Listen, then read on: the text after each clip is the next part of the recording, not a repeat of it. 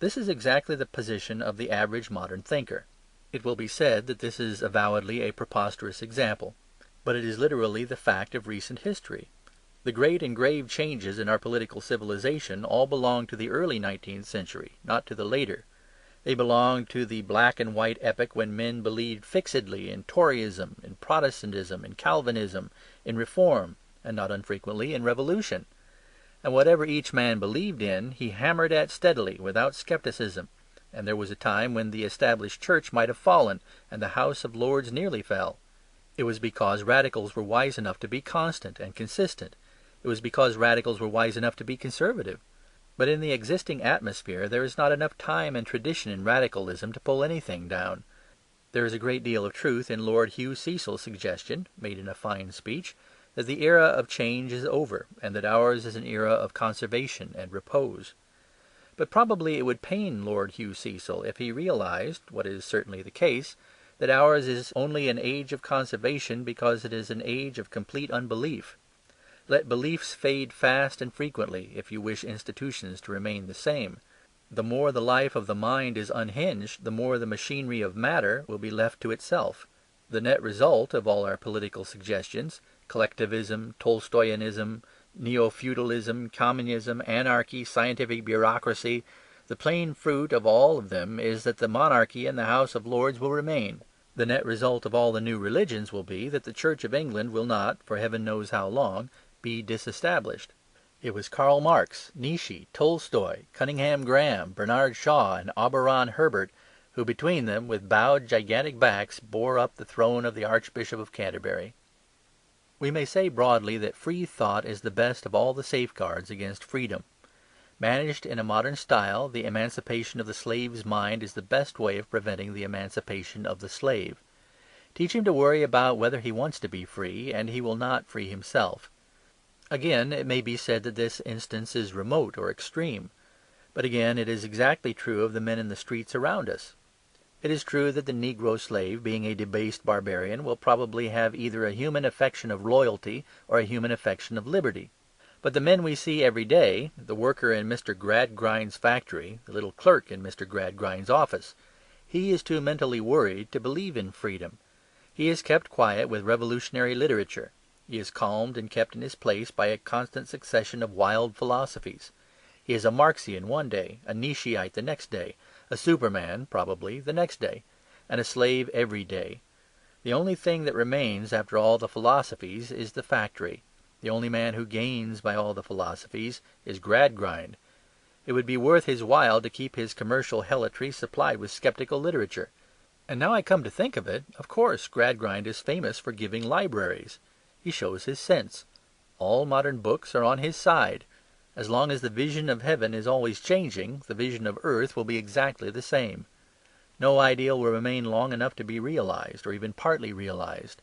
The modern young man will never change his environment, for he will always change his mind. This, therefore, is our first requirement about the ideal toward which progress is directed. It must be fixed. Whistler used to make many rapid studies of a sitter.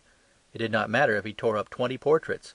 But it would matter if he looked up 20 times and each time saw a new person sitting placidly for his portrait.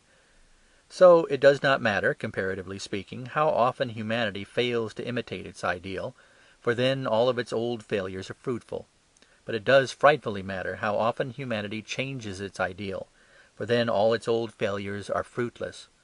The question therefore becomes this: how can we keep the artist discontented with his pictures while preventing him from being vitally discontented with his art? How can we make a man always dissatisfied with his work, yet always satisfied with working? How can we make sure that the portrait painter will throw the portrait out the window, instead of taking the natural and more human course of throwing the sitter out the window? A strict rule is not only necessary for ruling, it is also necessary for rebelling. This fixed and familiar ideal is necessary to any sort of revolution. Man will sometimes act slowly upon new ideas, but he will only act swiftly upon old ideas. If I am merely to float or fade or evolve, it may be towards something anarchic. But if I am to riot, it must be for something respectable. This is the whole weakness of certain schools of progress and moral evolution. They suggest that there has been a slow movement toward morality, with an imperceptible ethical change in every year or at every instant. There is only one great disadvantage to this theory. It talks of a slow movement toward justice, but it does not permit a swift movement. A man is not allowed to leap up and declare a certain state of things to be intrinsically intolerable. To make the matter clear, it is better to take a specific example. Certain of the idealistic vegetarians, such as Mr. Salt, say that the time has now come for eating no meat. By implication, they assume that at one time it was right to eat meat, and they suggest, in words that could be quoted, that some day it may be wrong to eat milk and eggs. I do not discuss here the question of what is justice to animals. I only say that whatever is justice ought, under given circumstances, to be prompt justice. If an animal is wronged, we ought to be able to rush to his rescue. But how can we rush if we are perhaps in advance of our time? How can we rush to catch a train which may not arrive for a few centuries? How can I denounce a man for skinning cats if he is only now what I may possibly become in drinking a glass of milk? A splendid and insane Russian sect ran about taking all the cattle out of all the carts. How can I pluck up courage to take the horse out of my hansom cab, when I do not know whether my evolutionary watch is only a little fast or the cabman's a little slow? Suppose I say to a sweater, slavery suited one stage of evolution. And suppose he answers, and sweating suits this stage of evolution. How can I answer if there is no eternal test? If sweaters can be behind the current morality, why should not philanthropists be in front of it? What on earth is the current morality except in its literal sense, the morality that is always running away? Thus we may say that a permanent ideal is necessary to the innovator as to the conservative. It is necessary whether we wish the king's orders to be promptly executed, or whether we only wish the king to be promptly executed. The guillotine has many sins, but to do it justice, there is nothing evolutionary about it. The favourite evolutionary argument finds its best answer in the axe. The evolutionist says, "Where do you draw the line?" The revolutionist answers, "I draw it here, exactly between your head and your body." There must be at any given moment an abstract right and wrong if any blow is to be struck. There must be something eternal if there is to be anything sudden. Therefore, for all intelligible human purposes, for altering things or for keeping things as they are, for rounding a system for ever, as in China, or for altering it every month, as in the early French Revolution, it is equally necessary that the vision should be a fixed vision. This is our first requirement. When I had written this down, I felt once again the presence of something else in the discussion, as a man hears a church bell above the sound of the street. Something seemed to be saying, "My ideal at least is fixed, for it was fixed before the foundations of the world. My vision of perfection assuredly cannot be altered, for it is called Eden. You may alter the place to which you are going, but you cannot alter the place from which you have come.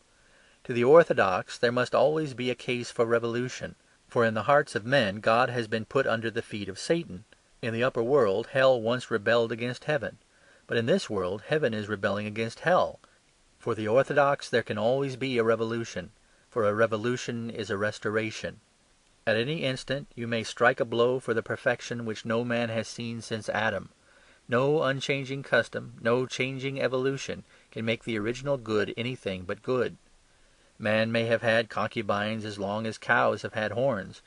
Still they are not a part of him if they are sinful.